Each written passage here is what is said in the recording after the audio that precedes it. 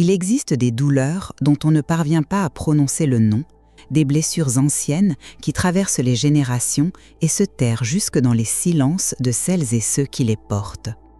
Peut-être as-tu déjà senti ce vide inexplicable, ce malaise muet qui s'invite entre toi et le miroir, comme si, derrière ton propre reflet, se cachait une histoire que nul n'a jamais osé raconter, pas même toi à toi-même.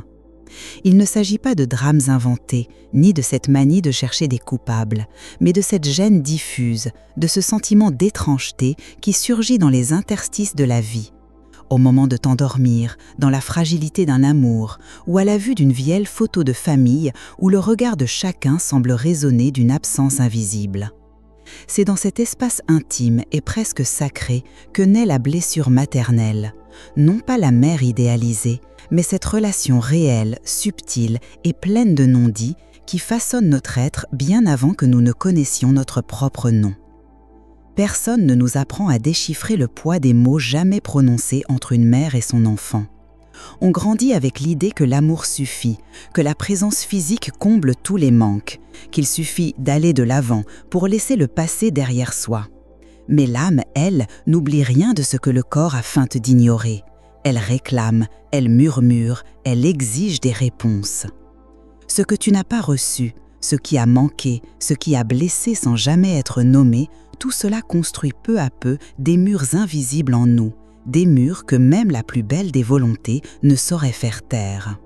Car l'inconscient, comme le disait Jung, ne dort jamais. Il répète, il recycle, il chuchote à travers nos rêves et nos échecs, jusqu'à ce que nous ayons le courage de regarder l'abîme que nous avons toujours fui. Reconnaître la douleur, ce n'est jamais chose facile, encore moins lorsqu'il s'agit de la blessure maternelle, ce territoire interdit où se mêlent tabous, tendresse, secret et fêlure. Combien de fois as-tu tenté d'être l'enfant idéal, dans l'espoir d'obtenir un regard, un geste, une parole d'accueil qui ne viendra jamais?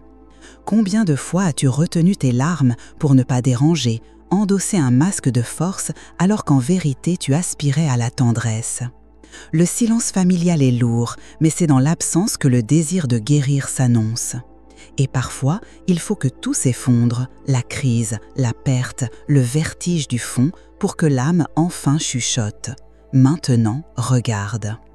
Cette vidéo n'offre aucune recette magique, aucune promesse de bonheur immédiat. Ce que tu vas trouver ici, c'est une invitation radicale à la vérité. Traverser la nuit obscure de l'âme, descendre dans les dédales de sa propre histoire, reconnaître ces douleurs héritées que tu as juré de ne jamais reproduire, mais qui pourtant gouvernent encore ton présent. Avec le courage de celles et ceux qui sont là de fuir, tu découvriras que la blessure maternelle n'est pas une fatalité, c'est un passage. Et comme tout passage secret, il exige une forme de courage nu, presque sauvage. N'attends ni applaudissements ni compréhension sur ce chemin. Peut-être faudra-t-il désapprendre, briser des fidélités invisibles, défier les vieilles croyances sur l'amour, la valeur, l'identité. Mais la traversée en vaut la peine, car seuls ceux qui osent regarder leur origine découvrent le pouvoir de réinventer leur destinée. Ici, la douleur se fait carte, le vide devient appel. Et chaque histoire silencieuse, révélée, devient point de départ d'une vie plus authentique, plus libre, plus pleine. Voici l'invitation. Le reste, c'est à toi de l'écrire. L'origine de cette blessure se perd dans les brumes de l'enfance, là où les mots n'avaient pas encore de forme et où les sensations régnaient en maîtresse absolue. Tu étais si petit alors, si vulnérable dans ta quête instinctive de chaleur et de reconnaissance. Le regard maternel était ton premier miroir, ses bras ton premier refuge, sa voix ta première mélodie du monde. Mais que se passe-t-il quand ce miroir reflète le vide, quand ses bras restent mécaniques, quand cette voix porte en elle les échos d'une souffrance non résolue? L'enfant ne peut comprendre que sa mère porte elle-même des fardeaux invisibles. Il ressent seulement qu'il y a quelque chose d'étrange dans l'air, une tension sourde qui n'a pas de nom, un malaise qui flotte entre les murs de la maison comme un fantôme bienveillant mais oppressant. Les secrets de famille sont comme des rivières souterraines. On ne les voit pas, mais ils irriguent tout ce qui pousse à la surface. Ta grand-mère a peut-être tué sa propre douleur, enterrant sous le silence les humiliations, les deuils, les violences qu'elle n'a jamais pu nommer. Ta mère, sans le savoir, a hérité de ce silence, comme on hérite d'une malédiction douce. Elle a appris très tôt à ne pas déranger, à sourire quand tout s'effondrait, à porter sur ses épaules le poids d'une lignée de femmes qui n'ont jamais eu le droit de pleurer vraiment. Et toi, petit être en devenir, tu as absorbé tout cela par les pores de ta peau, par la qualité de l'air que tu respirais, par les non-dits qui pesaient plus lourds que toutes les paroles prononcées. Jung parlait de l'inconscient familial comme d'une toile invisible où chaque membre tisse ses propres fils tout en étant pris dans ceux des générations précédentes. L'enfant devient alors le porteur involontaire de toutes les émotions refoulées, de tous les traumatismes non digérés, de toutes les larmes jamais versées. Sans même le savoir, tu as commencé très tôt à développer des stratégies de survie sophistiquées. Peut-être as-tu appris à devenir invisible pour ne pas ajouter au fardeau maternel, ou au contraire, à briller de mille feux pour arracher enfin ce regard d'approbation qui semblait toujours t'échapper. Chaque enfant trouve sa propre danse pour naviguer dans l'océan complexe des besoins non satisfaits et des attentes muettes. Le drame de la transmission inconsciente, c'est qu'elle opère dans l'ombre, sans que personne n'en ait vraiment conscience. Ta mère t'aimait sans doute à sa manière, avec les outils émotionnels limités dont elle disposait. Mais entre son amour et ce dont tu avais besoin, s'étendait parfois un gouffre infranchissable. Elle pouvait être présente physiquement, tout en étant absente émotionnellement, occupée qu'elle était à gérer ses propres démons intérieurs. Ou peut-être était-elle trop présente, étouffante dans son anxiété de bien faire, projetant sur toi tous ses rêves avortés et ses espoirs déçus. Dans les deux cas, l'enfant que tu étais a dû apprendre à naviguer dans un labyrinthe émotionnel où les règles changeaient constamment et où l'amour semblait toujours conditionnel. Les premiers schémas de survie que tu as développés sont devenus ta seconde nature, si profondément ancrés qu'ils te semblent aujourd'hui être ta personnalité même. L'hypervigilance de celle qui a appris à décoder les humeurs maternelles avant même qu'elles ne s'expriment. Le perfectionnisme de celui qui croit qu'en étant irréprochable, il finira par mériter l'amour inconditionnel. La compulsion à prendre soin des autres avant soi-même, reproduisant le sacrifice maternel dans l'espoir secret d'obtenir enfin la reconnaissance. Ou au contraire, le détachement émotionnel de celui qui a appris que s'attacher, c'est risquer d'être déçu encore et encore. Ces mécanismes étaient nécessaires alors. Ils t'ont permis de survivre dans un environnement émotionnel complexe et parfois hostile. Mais ce qui sauve l'enfant emprisonne l'adulte. Les armures que tu as forgées dans la forge de l'enfance sont devenues des cages dorées qui t'empêchent aujourd'hui de vivre pleinement, d'aimer librement, d'être authentiquement toi-même. La tragédie n'est pas dans ce qui s'est passé, car toute famille porte ses ombres, mais dans le fait que ces schémas continuent de diriger ta vie adulte comme des programmes automatiques que personne n'a jamais pensé à désactiver. Reconnaître cette origine n'est pas chercher des coupables dans le passé, c'est plutôt éclairer d'une lumière nouvelle les racines profondes de tes souffrances actuelles, comprendre pourquoi certaines situations déclenchent en toi des réactions disproportionnées, pourquoi certains types de relations te sont si familiers même quand ils te font souffrir. C'est le début d'un long voyage vers la conscience, où chaque révélation est à la fois une libération et une responsabilité nouvelle. Car une fois que tu vois, tu ne peux plus prétendre être aveugle. Une fois que tu comprends, tu deviens responsable de ta propre guérison. Les conséquences de cette blessure originelle se déploient dans ta vie comme les cercles concentriques d'une pierre jetée dans l'eau palme. Elle touche chaque aspect de ton être avec une précision chirurgicale, s'infiltrant dans les moindres recoins de ton existence. L'estime de soi devient ce territoire fragile où tu oscilles perpétuellement entre le trop et le pas assez, jamais vraiment ancré dans la certitude tranquille de ta propre valeur.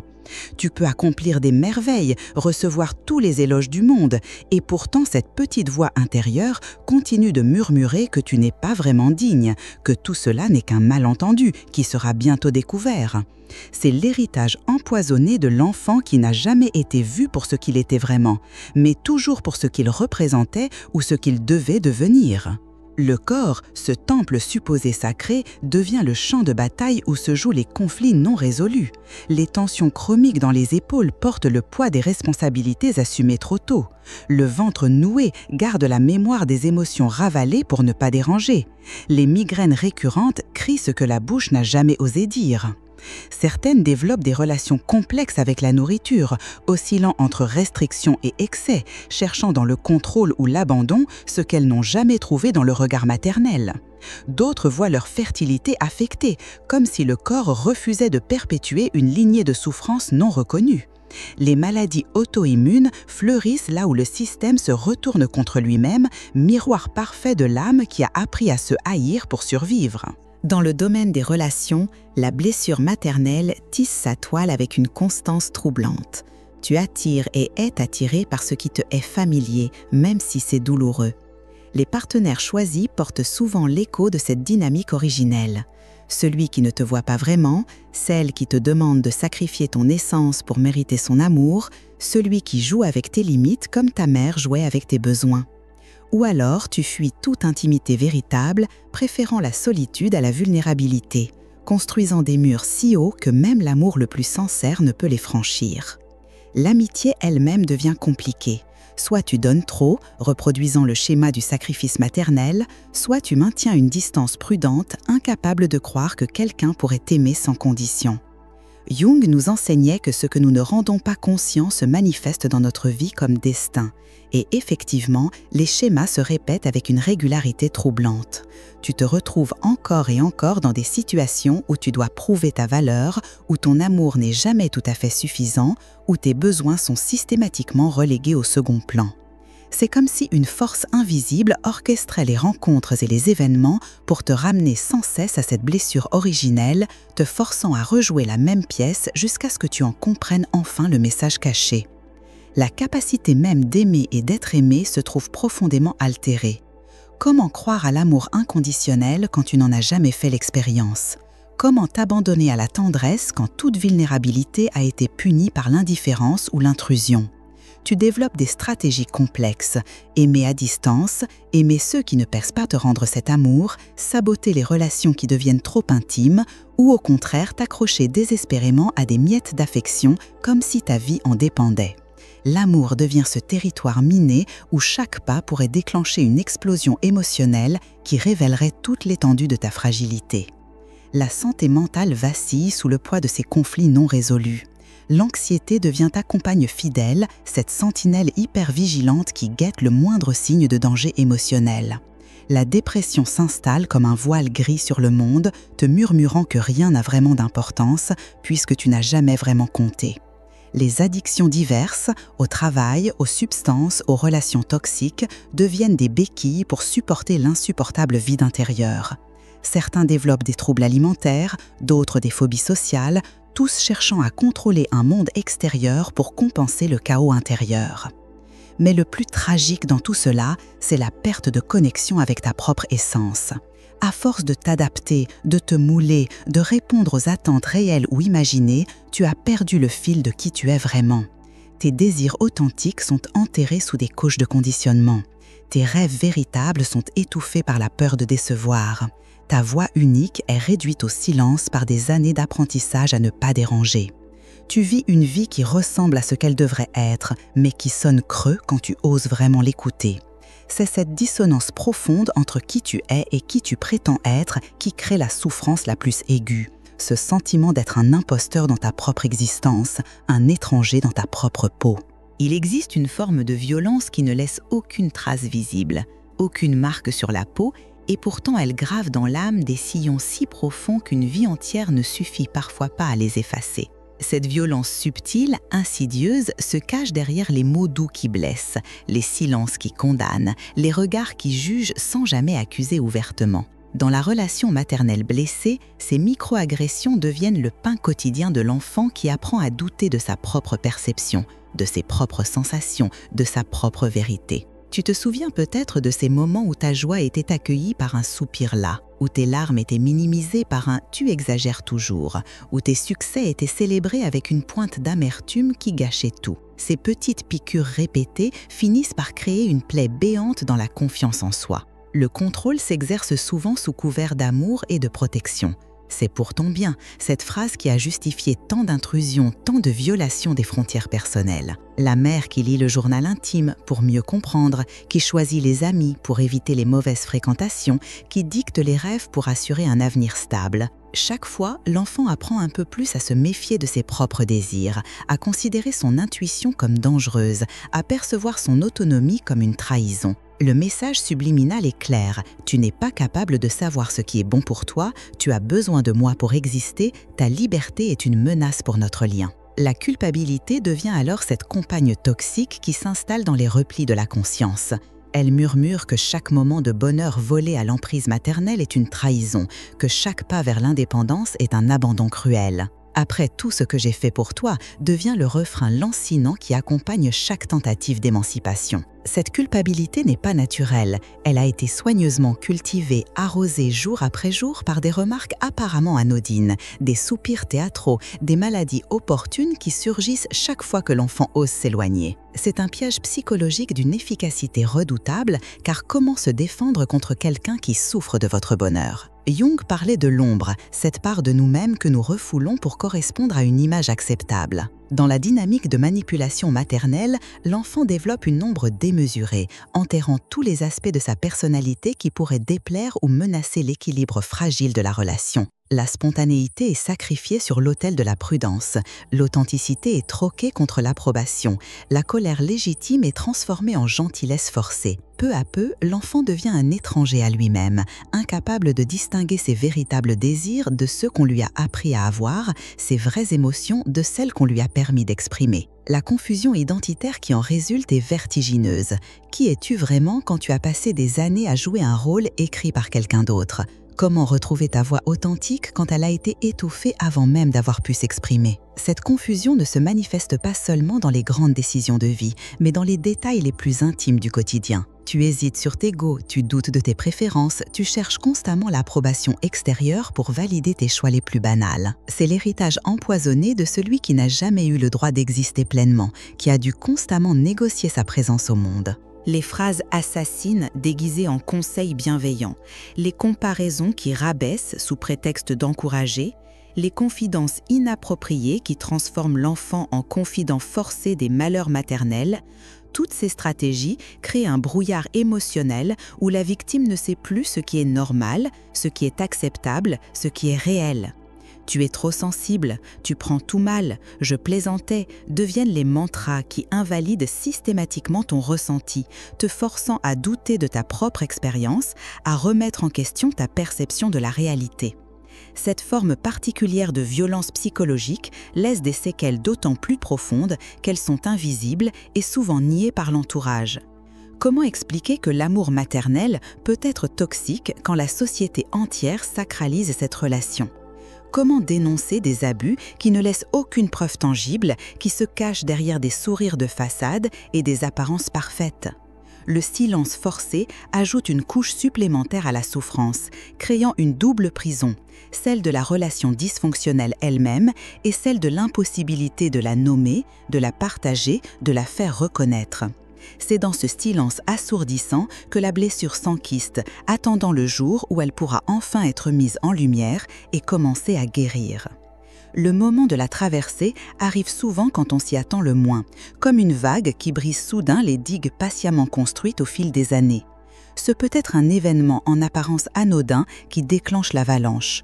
Une remarque de trop, un anniversaire oublié, une photo retrouvée ou simplement ce matin où tu te réveilles avec la certitude absolue que tu ne peux plus continuer ainsi.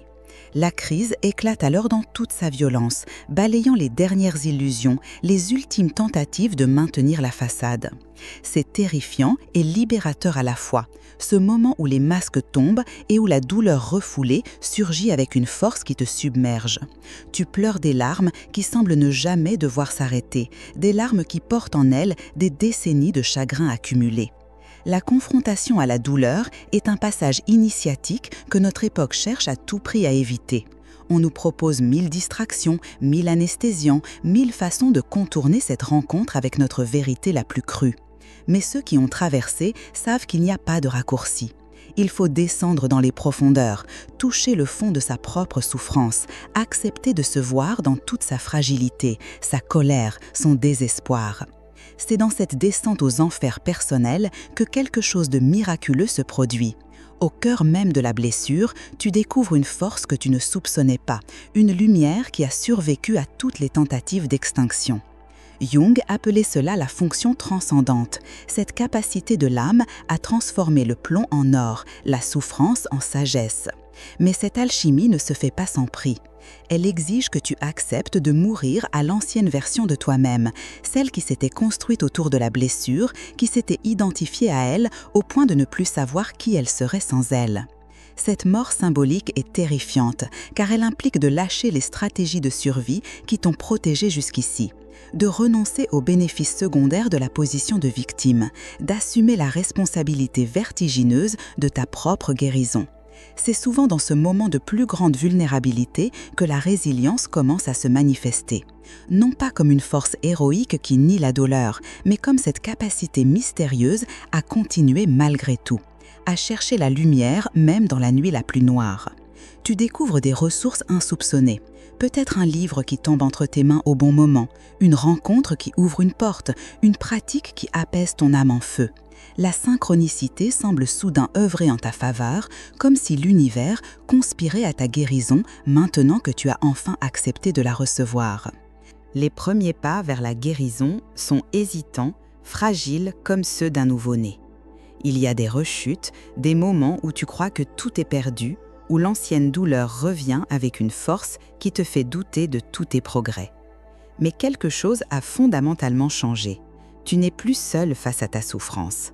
Tu as appris à te tenir compagnie, à être cette présence bienveillante pour toi-même que tu as tant cherché à l'extérieur.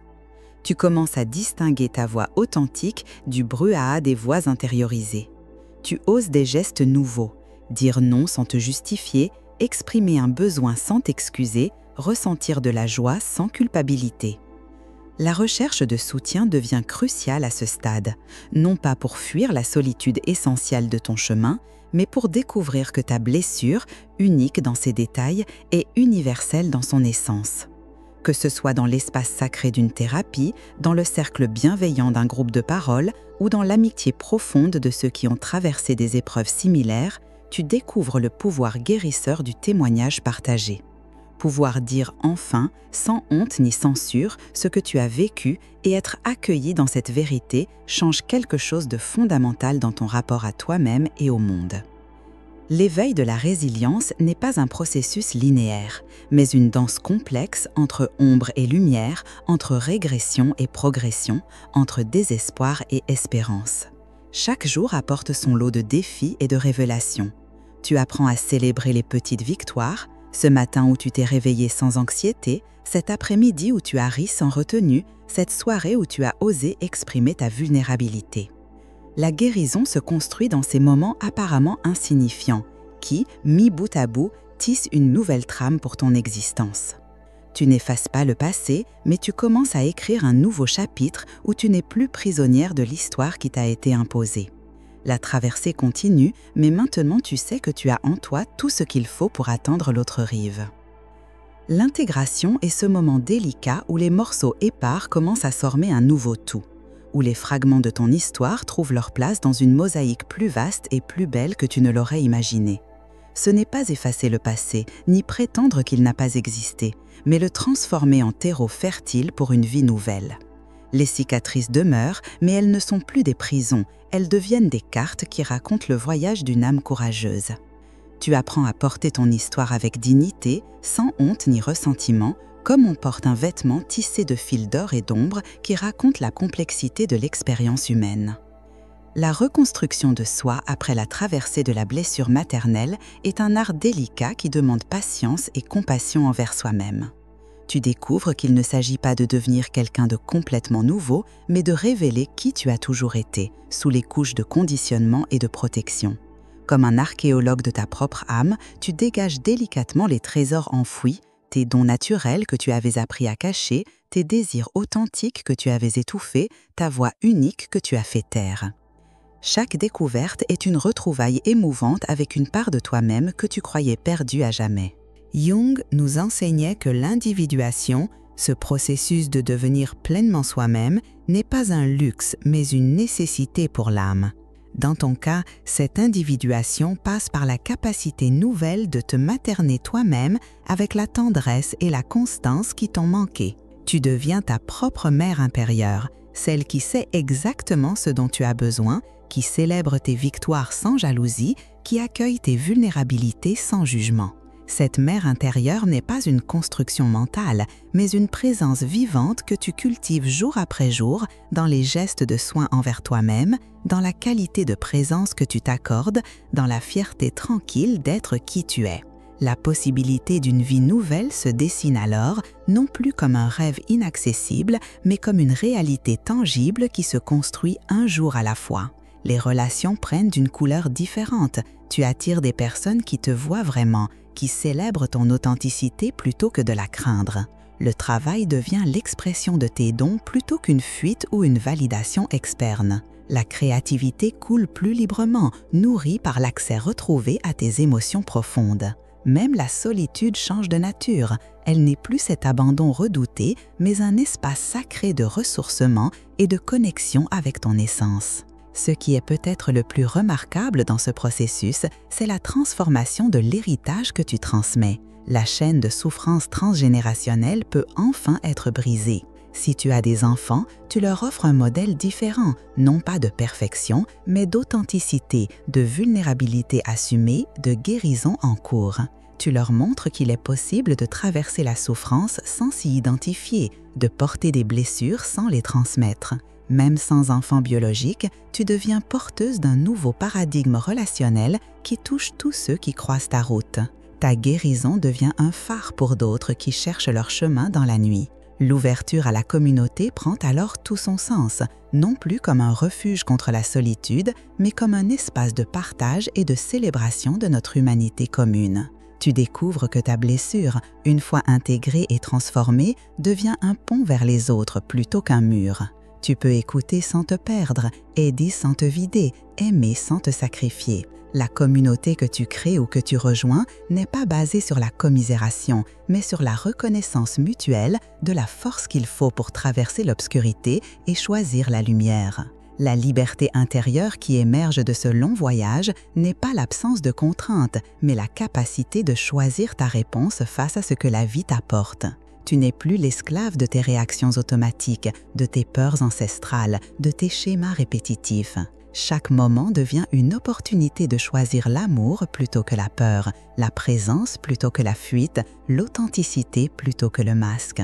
Cette liberté a un prix, la vigilance constante, le travail continuel sur soi, l'humilité de reconnaître que la guérison n'est jamais totalement achevée. Mais c'est un prix que tu paies volontiers car tu sais maintenant ce que c'est que de vivre vraiment, pleinement, librement. Tu es devenu l'auteur de ta propre histoire et quelle histoire magnifique tu écris maintenant, jour après jour, avec l'encre de ta vérité retrouvée. Si ces mots ont résonné en toi, s'ils ont touché ces endroits secrets où la douleur et l'espoir se rencontrent, alors peut-être es-tu prête à poursuivre ce voyage avec nous. Cette chaîne est un espace sacré où les âmes courageuses se retrouvent pour explorer les profondeurs de l'expérience humaine, sans masque ni artifice. En t'abonnant, tu rejoins une communauté invisible mais bien réelle de chercheurs de vérité, de guérisseurs de l'ombre, de tisserands de lumière. Si cette vidéo t'a touché, offre-lui ton appréciation, non pas pour les chiffres, mais comme un signe de reconnaissance pour le courage qu'il faut pour aborder ces sujets si intimes. Et surtout, si tu le sens, partage dans les commentaires ce que ces mots ont éveillé en toi. Ton témoignage, même bref, même hésitant, peut devenir le phare dont quelqu'un d'autre a besoin pour commencer sa propre traversée.